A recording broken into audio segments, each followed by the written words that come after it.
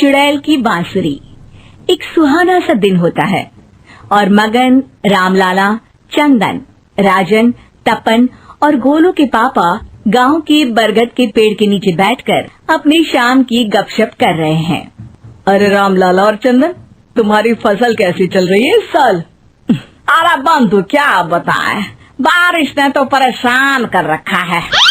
सही बात, बारिश की कमी ने दिमाग खराब कर दिया है। सरपंच गांव वालों के लिए एक खबर लेकर आता है। अच्छा मेरे गांव के भाइयों, सुनो जरा।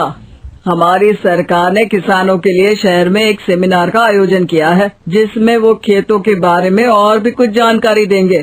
तो मुझे लगता है कि हमें वहां जाना चाहिए। सरपंच जी, मेरे खेतों में कीड़ों ने परेशान कर दिया है, उसके लिए कुछ जानकारी मिलेगी क्या? बिल्कुल, तुम्हारे खेतों के बारे में तुम्हें सारी जानकारी देंगे वो लोग। तुम तीनों को जाना चाहिए, बहुत फायदा होगा तुम्हें उससे। ये कहकर सरपंच वहाँ से चला जाता है और तीनों सोचते हैं कि वो शाम के वक्त मैदान पर मिलेंगे और वहीं से रवाना हो जाएंगे। तीनों दोस्त मैदान पर मिलते हैं और जैसे ही निकलना शुरू करते हैं तभी एक बांसुरी की आवाज सुनकर वो भी उसी ओर सम्मोहित स्थिति में चलना शुरू कर देते हैं। कुछ बच्चे हर बार की तरह अपना दोपहर का फुटबॉल का गेम खेल रहे हैं। पकड़ लिया, पकड़ के दिखा मुझे, इतना भी नहीं कर सकता। अच्छा, कितना भागेगा? आखिरकार तो मेरी पकड़ में आ ही जाएगा। हाँ, तुझे पता नहीं तपन, राजन कितनी तेज दौड़ लगा सकता है। खेलते खेलते अचानक से एक बांसुरी की मीठी आवाज सुनाई पड़ती है।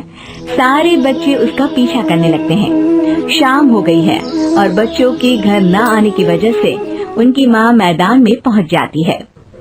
राजन बेटे, अरे ओ राजन बेटे, किधर चले गए? इतनी देर हो गई, घर वापस क्यों नहीं आए बेटे?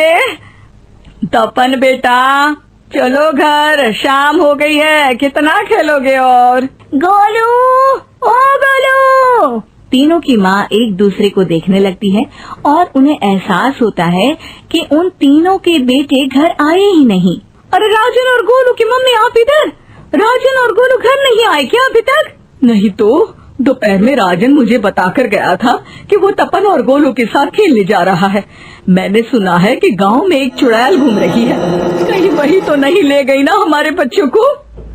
ऐसा कुछ नहीं हुआ होगा, हम तीनों अलग अलग जगह ढूंढते हैं, इधर ही खेल रहे होंगे तीनों बच्चे। ये कहकर तीनों बच्चों की माएं उन्हें ढूंढने निकल गई। बहुत देर हो गई और फिर भी तीनों बच्चे मिले नहीं। तीनों की माएं मैदान पर फिर से मिलती हैं। सुनिए जी, ये तीनों मिल ही नहीं रहे हैं और मेरे दिमाग में बहुत बुरे बुरे ख्याल आ रहे हैं। आप चिंता मत कीजिए, हम सरपंच से जाकर बात करते हैं, वो हमारी मदद करेंगे। गोलू की माँ सही कह रही हो, आप चलो चलते हैं। एक उम्मीद की आशा लेकर तीनों अपने बेटों की फिक्र में सरपंच के घर जा पहुंचती है। सरपंच अपनी शाम की चाय पी रहे हैं और अखबार पढ़ रहे हैं। तभी तीनों की माँ हड़बड़ी में भागकर उनके पास आती है। अरे अरे, आप तीनों इतनी डरी हुई क्यों हो? क्या हुआ? ऐसी क्या बात हो गई?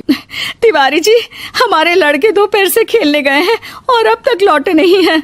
हमने उन्हें सब जगह ढूंढा, लेकिन हमें वो मिले ही नहीं, इसीलिए हम भागकर आपके पास आ गए।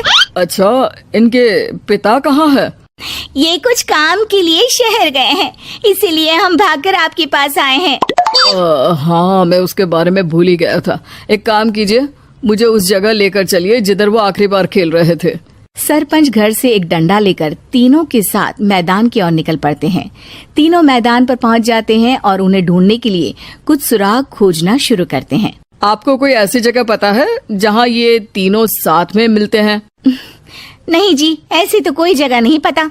अचानक से वही बांसुरी की आवाज आना शुरू हो जाता है और सरपंच सम्मोहित होकर उस आवाज की तरफ जाना शुरू कर देते हैं।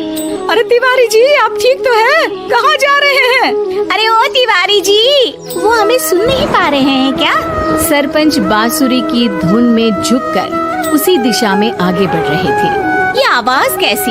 ऐसा लग रहा है कि कोई बांसुरी बजा रहा हो। हाँ, सरपंच जी भी उसी दिशा में जा रहे हैं। सरपंच का पीछा कर तीनों मैदान के टूटे हुए बंगले पर पहुंच गए और सरपंच के पीछे दरवाजे के अंदर घुस गए।